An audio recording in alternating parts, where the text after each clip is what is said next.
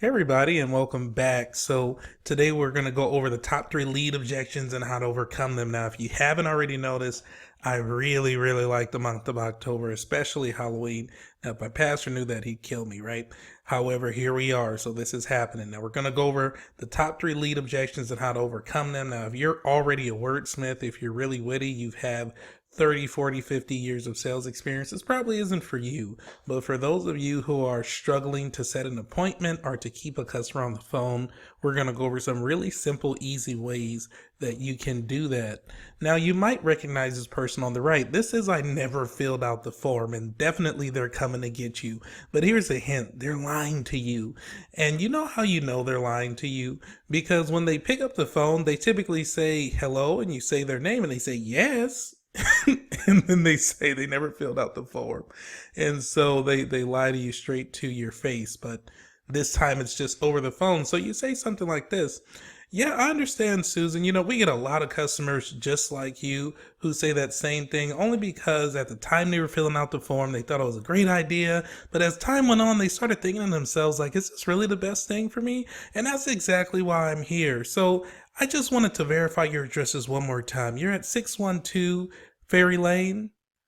Yeah, that's me, but I'm not sure yep, I completely understand. And I tell you what, if you'll just give us 2 minutes of your time, we'll make sure you're compensated for it fairly. However, as I said before, we have a lot of people who had said that same thing, and they ended up picking us because they found out that it was indeed the right thing for them to do.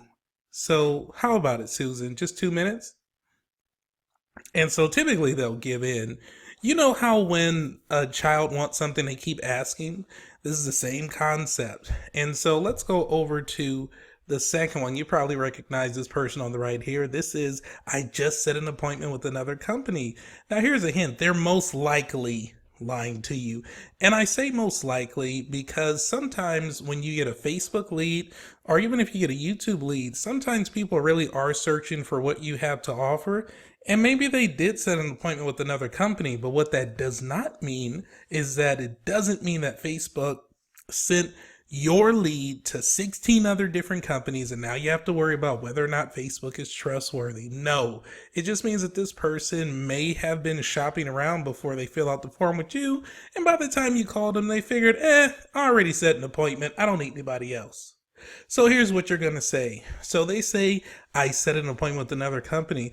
And you say, oh, wow, I feel bad for them. Would you like to know why? And just pause. And they'll, well, why? Because every time that other company comes out, we always take their customers.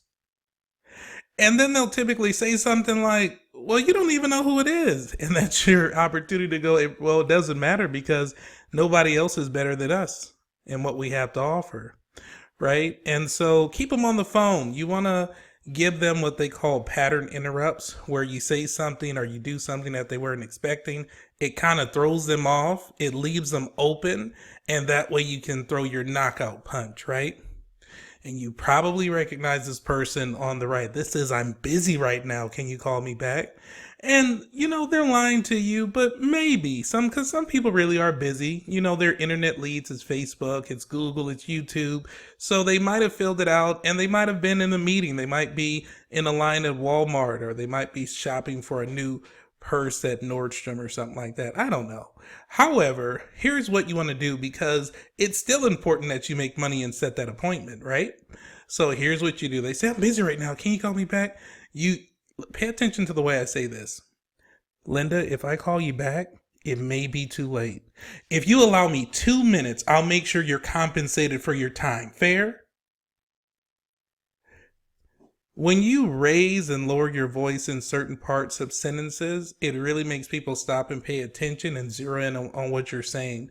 So typically, if I stop and I talk like this, then it typically gives people alert that maybe they may want to pay attention because I'm lowering my voice, so they might have to listen in just a little bit.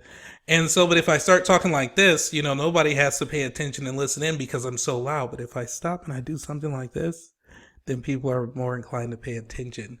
And so on this bottom part here, you say like, well, what am I going to do with you? Compensated for their time. What does that mean?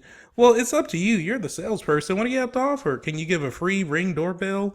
Are you able to give a $25 gift card at the installation of the service? Can you do a $500 rebate check? I don't know. What can you do? You'll make sure that they're compensated for their time. Yeah, if they purchase your services and if they go with you. And there's nothing wrong with that because that's how a relationship works. They give a little, you give a little, and everybody wins.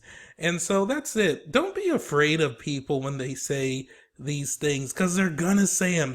This stuff is gonna happen. All right. And just because a lead, I used to think the same thing. I used to think that just because a lead fills out a form, if they filled out a long form and they told me everything about their life and their children and their children's children, that it means that they were interested and they're ready to buy today. But newsflash, they're not. All right. You still have to build that relationship to make that sale. So I hope this helps. And 3 things that I recommend you do. Number 1 is practice. Okay, number 1 is practice. Number 2 is grab some confidence somewhere and stop being so afraid of people. And 3, be persistent. All right, be persistent. And as long as you're doing those things, I promise you, you'll make more appointments, you'll make more sales, you'll make more friends, you'll get more referrals. So I hope this video finds you well and you all are doing okay. I'll talk to you later.